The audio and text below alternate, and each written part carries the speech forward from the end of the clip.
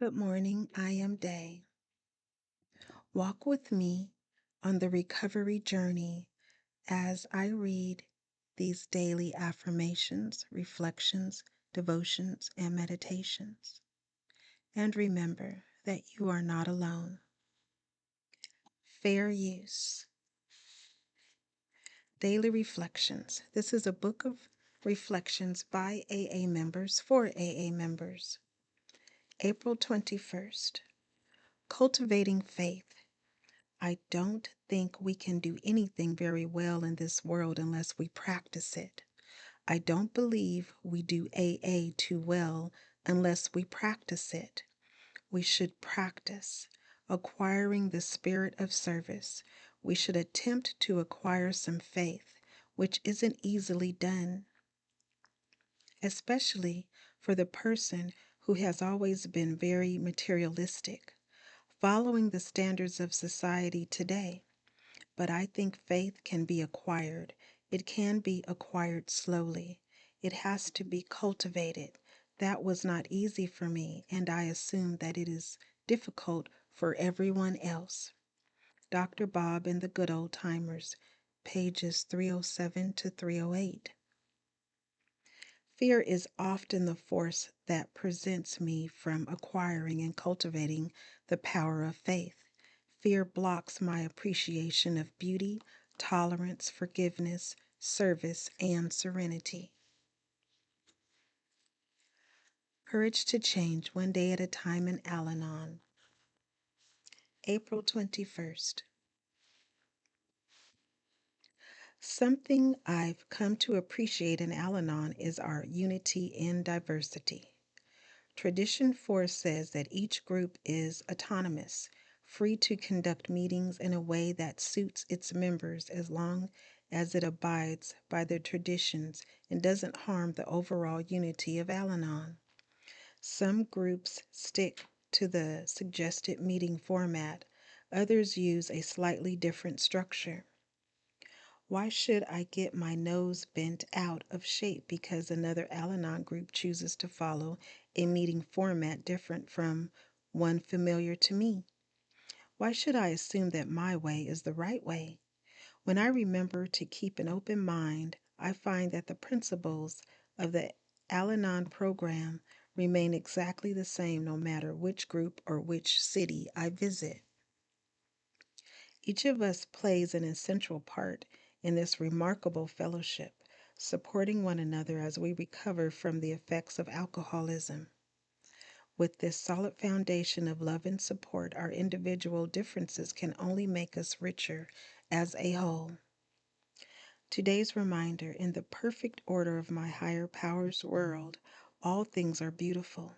I will pray to let go of my own rigidity, that I might see the beauty of unity in diversity. There's a quote by Ralph Waldo Emerson, and it reads, "A foolish consistency is the hobgoblin of little minds."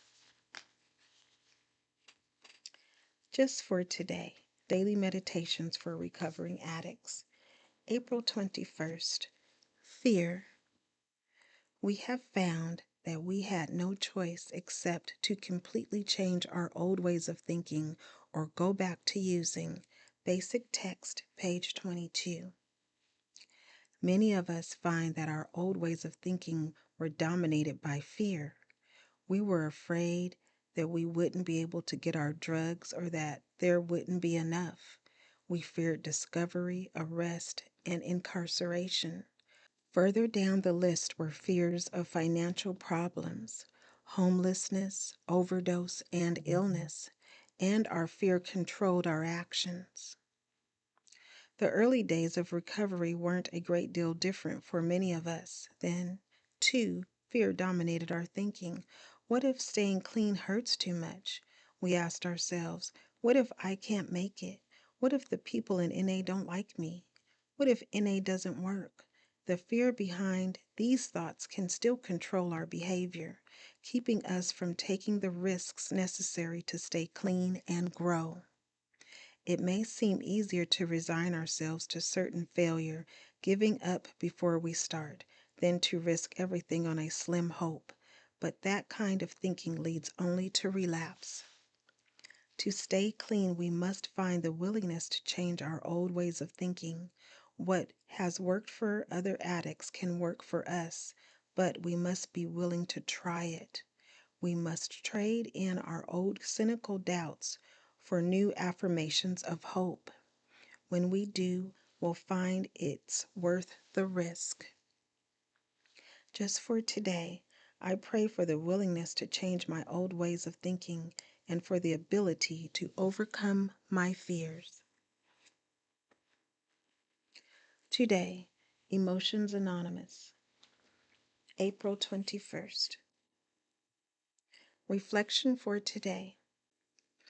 Relating to another person intimately over an extended period of time is one of the most difficult things to do. We not only have to deal with our own problems, we have to deal with theirs and our relationship. This increases the sources of potential problems considerably. It also increases the potential for growth and happiness. This is hard to see when in the midst of problems.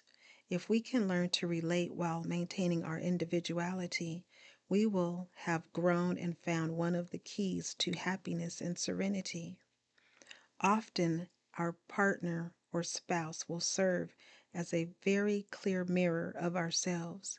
This can increase our awareness and acceptance so we can take action on those areas where we need work. Meditation for today. I pray I may be grateful for those around me who help me to see myself because they are aiding me in my recovery.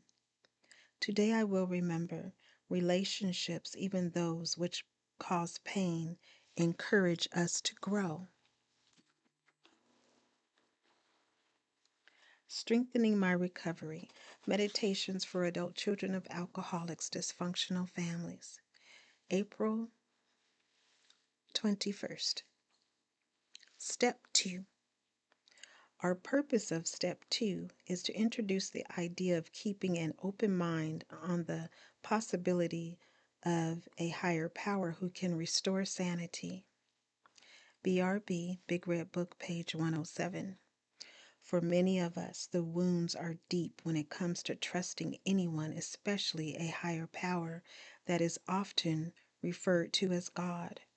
We have a history of feeling deeply disappointed by most of the people and resources in our lives, including the God we were taught to believe in and pray to. As a result, when some people in our meetings refer to their higher power as God, we have trouble identifying with them, or maybe even accepting that such a concept is real. But Step 2 is meant to show us that we have a support system available to us, that we have different options besides going it alone. We can find a higher power to help us, and that higher power can be whatever we want it to be. There are no rules. However, if we are going to recover from our childhood dysfunction, we are going to have to learn to trust someone or something to help us. And the affirmation reads, "On this day, I will learn to trust that I have a higher power willing to help me. It may be the group, it may be a feeling of calmness when I experience nature or a traditional God of my understanding. It's entirely up to me."